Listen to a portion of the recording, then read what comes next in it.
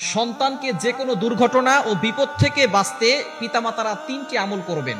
সব পিতামাতারাই চান যে তার সন্তান ভালো থাকুক, তার সন্তানকে আল্লাহ তাআলা হেফাজত করুন।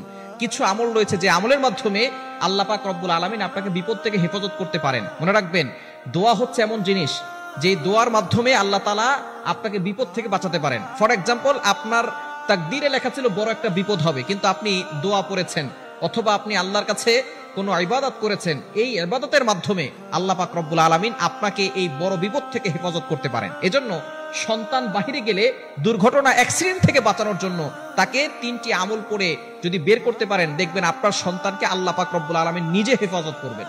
নবীজি সাল্লাল্লাহু আলাইহি সাল্লাম এই আমলগুলো করতেন। এই যে মাইলস্টোনে কত ছাত্র দুনিয়া থেকে বিদায় নিয়েছে, কত ছাত্রী দুনিয়া থেকে বিদায় নিয়েছে, ছোট্ট ছোট্ট বাচ্চারা কেবল তাদের জীবন শুরু হয়েছে, মায়ের বুক খালি করে দিয়েছে। মা কান্না করতে করতে, কত মায়ের কান্না দেখে অনেকের চোখে পানি চলে এসেছে।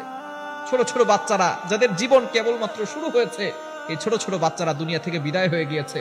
সুতরাং এরকম বড় দুর্ঘটনা অ্যাক্সিডেন্ট থেকে বাঁচার জন্য আপনি তিনটি আমল করতে পারেন। পিতামাতারা অবশ্যই তিনটি আমলগুলো জেনে রাখবেন। এক নাম্বার হচ্ছে রক্ষা কবচ দুইটি সূরা, সূরা ফালাক এবং সূরা নাস। নবীজি সাল্লাল্লাহু আলাইহি ওয়াসাল্লাম এই দুইটি সূরা সব সময় তার দুইজন নাতি ছিলেন হাসান হোসাইন রাদিয়াল্লাহু তাআলা আনহুমাকে পড়ে ফু দিয়ে দিতেন।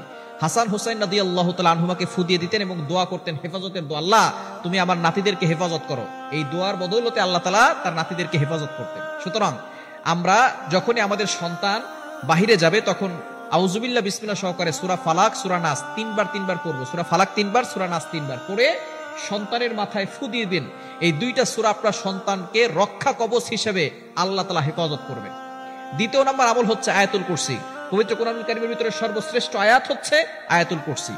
নবীজি সাল্লাল্লাহু আলাইহি ওয়াসাল্লাম জানিয়ে দিয়েছেন, মান ক্বারা আয়াতুল কুরসি ফি দুবুরি কুল্লি সালাতিন মাকতুবা লাম ইয়ামনাহু মিন দুখুলিল জান্নাহ ইল্লাল মাউত। যে ব্যক্তি 5 ওয়াক্ত নামাজের পরে এই আয়াতুল কুরসি একবার পড়বে, আল্লাহ তাআলা মৃত্যু শুধু বাকি থাকবে, মৃত্যু হয় না তাই জান্নাতে যায় না, মৃত্যু হলেই সাথে সাথে জান্নাতে চলে যাবে। এজন্য অবশ্যই আপনার সন্তানকে এটা শিখাবেন, সে যাতে করে 5 ওয়াক্ত নামাজের পর আয়াতুল কুরসি পড়তে পারে। এবং যখন সে ঘর থেকে বের হবে আয়াতুল কুরসি পড়ে ফু দিয়ে দিবেন। তাহলে কি হবে? আল্লাহ তাআলা একজন ফেরেশতা নিযুক্ত করবে, এই ফেরেশতা তাকে প্রটোকল দিবে, এই ফেরেশতা তাকে প্রোটেকশন করবে সকল বিপদ আপদ থেকে, দুর্ঘটনা থেকে, অ্যাক্সিডেন্ট থেকে। আল্লাহ পাক রব্বুল আলামিন আপনার সন্তানকে ওই ফেরেশতার মাধ্যমে হেফাজত করবেন। এজন্য দুর্ঘটনা অ্যাক্সিডেন্ট থেকে বাঁচানোর জন্য, বিপদ আপদ থেকে বাঁচার জন্য সন্তানকে সূরা বাকারার 255 নম্বর আয়াত 3 নম্বর পারার 1 নম্বর পৃষ্ঠার 8, 9, 10, 11, 12 এই লাইনগুলোতে সূরা বাকারা 255 নম্বর আয়াতটি হচ্ছে আয়াতুল কুরসি। এটা পড়ে ফু দিয়ে দিবেন। 3 নম্বর আমল হচ্ছে বিসমিল্লাহিল্লাযী লা ইয়াদুররু মা ইসমিহি শাইউন ফিল আরদি ওয়ালা ফিস সামাই ওয়া হুয়াস সামিউল আলিম। এটা 3 বার পড়ে বাচ্চাকে ফু দিবেন। এই 3টি আমল যদি আপনি করেন, দুনিয়ার কোনো কিছু আপনার সন্তানকে ক্ষতি করতে পারবে না। আসমান ও জমিনের ভিতর যত ক্ষতিকর জিনিস আছে, সেটা মানুষ শয়তান বলেন, জিন শয়তান বলেন, কোন ধরনের দুশমন আপনার সন্তানকে ক্ষতি করতে পারবে না। বর্তমানে কিডন্যাপিং হচ্ছে, সন্তানকে অনেক সময় নিয়ে যাওয়া হচ্ছে, অনেক সন্তান গাড়ি অ্যাক্সিডেন্ট করতেছে, বিপদে পড়ে যাচ্ছে।